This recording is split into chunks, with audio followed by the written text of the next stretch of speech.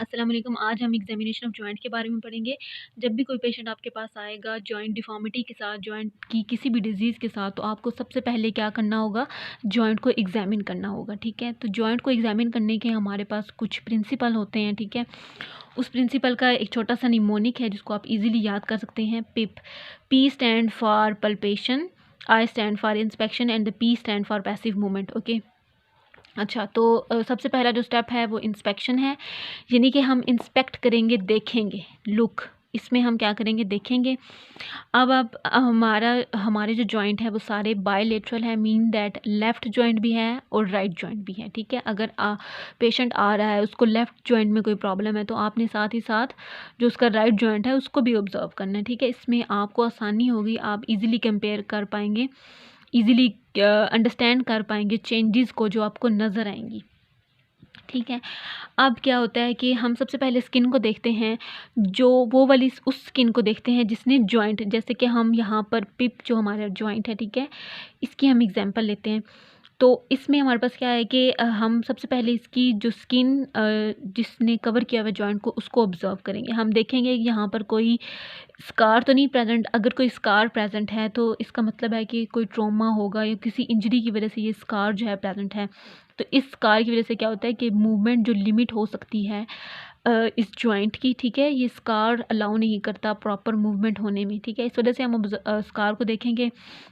इसके अलावा हम एरिदीमा देखेंगे, क्या रेडनेस तो नहीं है स्किन के ऊपर। अगर रेडनेस है तो इसका मतलब है कि कोई इन्फ्लेमेटरी प्रोसेस जो है वो जो है जॉइंट के अंदर चल रहा है, ठीक है। इसके अलावा हम देखेंगे, इसके अलावा हम रैश दे सकते हैं, यानी कि कोई रैश अगर यहाँ पर स्किन के ऊपर कोई रैश प्रेजेंट है तो रैश सोराइटिक रैश भी हो सकता है, ठीक है।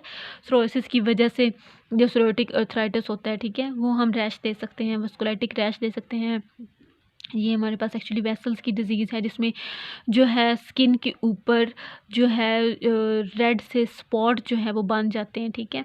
तो हम वो रैशेस देखेंगे। इसके अलावा हम क्या करेंगे, स्वेलिंग देखेंगे, यानी कि जॉइंट जो है वो स्वेल तो नहीं हुआ हुआ। अगर तो जॉइंट स्वेल हुआ हुआ है तो इसका क्या रीज़न हो सकता है कि ये स्वेल हुआ हुआ है। क्या पता कि जॉइंट के अंदर कोई इफ्यूजन हुई हुई हो, ठीक है, यानी कि जो फ्लूइड है वो जॉइंट कैविटी से जो है वो बाहर मूव कर गया है। या आप नॉर्मल जॉइंट देख सकते हैं कि यहाँ पर इसकी ये साइनोवियल मेम्ब्रेन है, ठीक है। इसके अलावा यहाँ पर जॉइंट कैप्सूल है, ठीक है, इसने इसको कवर किया हुआ है। तो आप ये नॉर्मल जॉइंट देखिए, सब कुछ अलाइनमेंट में है, लिगामेंट्स, टेंडन, कार्टिलेज। इसके अलावा ये टेंडन यहाँ पर हैं, ठीक है, बरसात सारे जो है नॉर्मल अपनी पोजीशन में हैं और नॉर्मल जो है उनका साइज़ है, ठीक है। अब यहाँ पर अफेक्टेड जॉइंट है।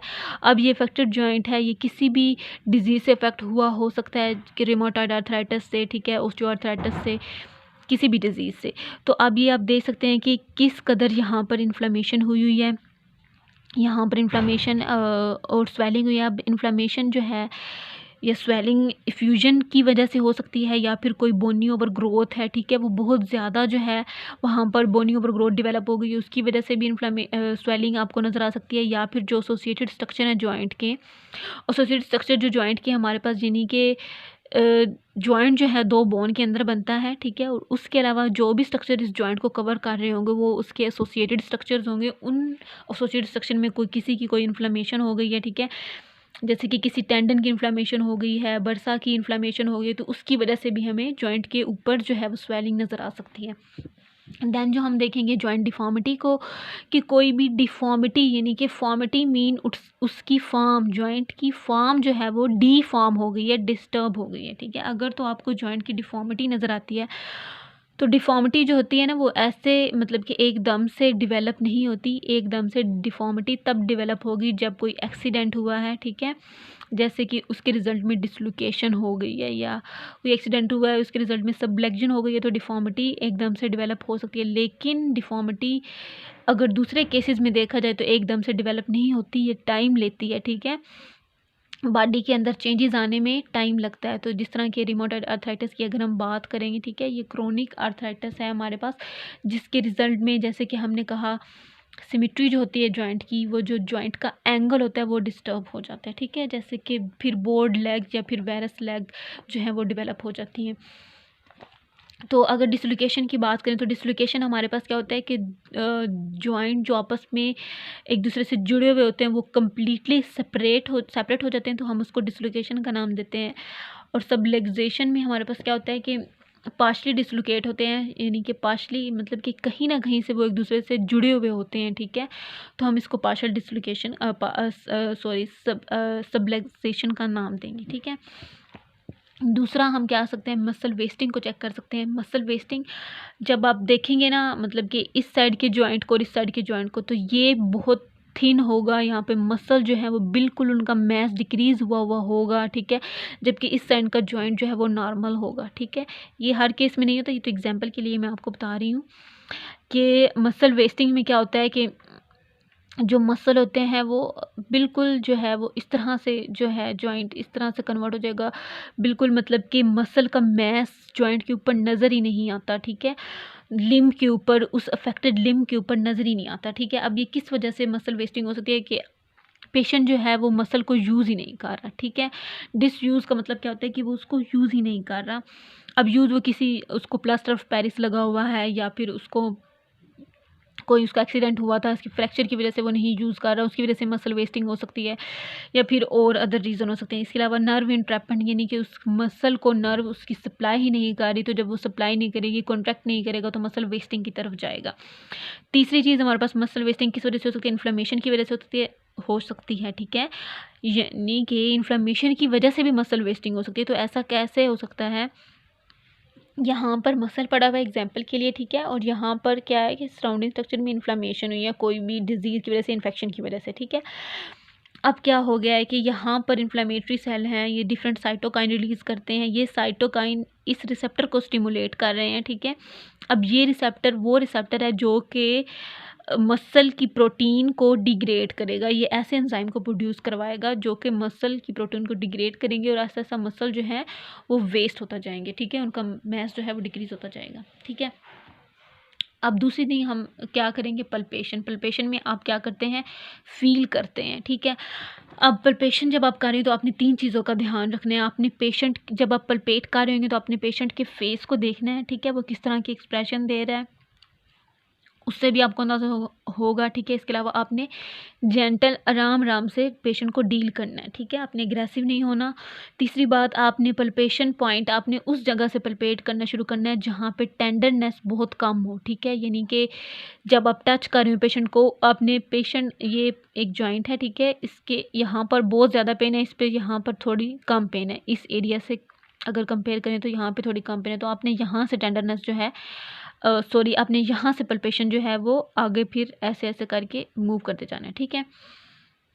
अच्छा, तो अब पल्पेशन में आप जो पहली चीज़ ऑब्ज़र्व करेंगे वो आप करेंगे वार्मथ, यानी कि कोई मतलब कि यहाँ अगर तो ये जॉइंट अफेक्टेड है तो यहाँ इस जॉइंट का जो है, इस जॉइंट के ऊपर जिस स्किन कवर की हुई है तो इसका टेम्परेचर इंक्रीज़ होगा इसकी सराउंडिंग एरिया से या फिर सराउंडिंग जॉइंट से, ठीक है। तो आपने ये ऑब्ज़र्व करना है, तो इसका टेम्परेचर इंक्रीज़ तो नहीं हुआ हुआ। अगर टेम्परेचर इंक्रीज़ हुआ हुआ है तो इसका मतलब है कि कोई इन्फ्लामेटरी प्रोसेस है जो अंदर चल रहा है, ठीक है।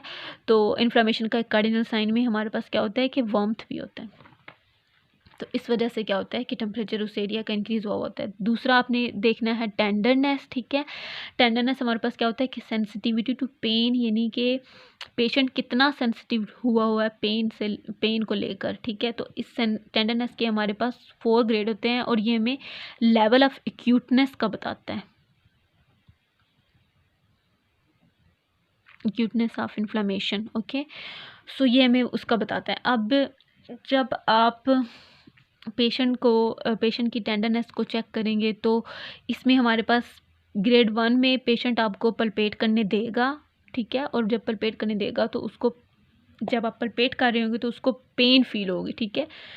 जैसे ही आप जॉइंट को पल्पेट करेंगे तो वो कहेगा मुझे पेन फील हो रही है। ग्रेड 2 में क्या होता है कि उसको पेन फील होगी, साथ विंसेस यानी कि वो खींच लेगा, मतलब कि थोड़ा सा पीछे हटा लेगा, थोड़ा सा पीछे हटाएगा, ठीक है। जैसे ही आपने जॉइंट को टच किया उसको पेन भी फील हुआ और साथ में उसने विंसेस किया, ठीक है, यूँ एक जर्की मूवमेंट की उसने। तीसरे ग्रेड में क्या होता है कि एक तो उसको पेन होता है पल्पेशन, साथ विंसेस भी करता है और विदड्रॉ भी कर लेता है उस अफेक्टेड लिम्ब को, उस अफेक्टेड एरिया को, ठीक है। जैसे कि एक तो उसको पेन फील हुई, उसने विंसेस किया और विड्रॉ कर लिया, ठीक है, विंसेस किया और विड्रॉ कर लिया। और ग्रेड 4 में क्या करेगा, वो अलाउ ही नहीं करेगा बिल्कुल कि आप उसको पल्पेट करो, ठीक है। अच्छा, अब पल्पेशन जो है, जैसे कि इधर यहाँ था, यानी कि इंस्पेक्शन के थ्रू सिर्फ आप यहाँ पर स्वेलिंग देख रहे थे, ठीक है। अब यहाँ पर आप पल्पेशन में स्वेलिंग को पल्पेट भी कर सकते हैं, टच कर सकते हैं उसको। तो जब आप टच करेंगे तो स्वेलिंग, अब 3 तरह की स्वेलिंग हो सकती है, 3 किस्म की, ठीक है। इसमें सॉफ्ट स्पॉन्जी स्वेलिंग भी हो सकती है, सॉफ्ट फ्लक्चुएंट स्वेलिंग भी, और हार्ड बोनी स्वेलिंग। अब जो सॉफ्ट स्पॉन्जी स्वेलिंग है जी, हमारे पास क्या होता है कि साइनोवाइटिस जो है, अगर तो स्पॉन्ज यानी कि आप यूँ टच करते हैं और जो आपका फिंगर है, ठीक है, वो अंदर चले जाते हैं, मीन दैट कि कोई स्पॉन्जी स्वेलिंग है, ये साइनोवाइटिस की वजह से हो सकती है। अगर स्वेलिंग फ्लक्चुएंट है, यानी कि आप किस तरह से इसको चेक करेंगे, 2 फिंगर लेंगे, ठीक है, इंडेक्स और रिंग फिंगर लेंगे, और दूसरे हाथ की आप एक और फिंगर इसके अंदर रखेंगे, ठीक है, और आप पल्पेट करेंगे तो आपको वाटरी मूवमेंट अंदर आएगी, यानी कि आप इधर अगर टच करें तो इधर कोई मूव करके, मतलब कि फ्लूइड मूव करके इधर जा रहा है, इधर आप टच करें तो इधर जा रहा है, इस तरह से जो है वो फ्लक्चुएंट मूवमेंट आएगी। देन आप दूसरी चीज़ जो ऑब्ज़र्व करेंगे कि मतलब कि आप जब ऑब्ज़र्व करेंगे तो अगर तो स्वेलिंग हार्ड है तो इसका मतलब क्या है कि यहाँ पर कोई ओस्टियोफाइट बना हुआ है, ठीक है।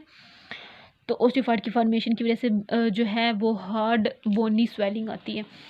अच्छा, अब तीसरी और जो लास्ट प्रिंसिपल है हमारे पास, हम पैसिव मूवमेंट जो है, यानी कि मूव करवाएंगे पेशेंट को, ठीक है।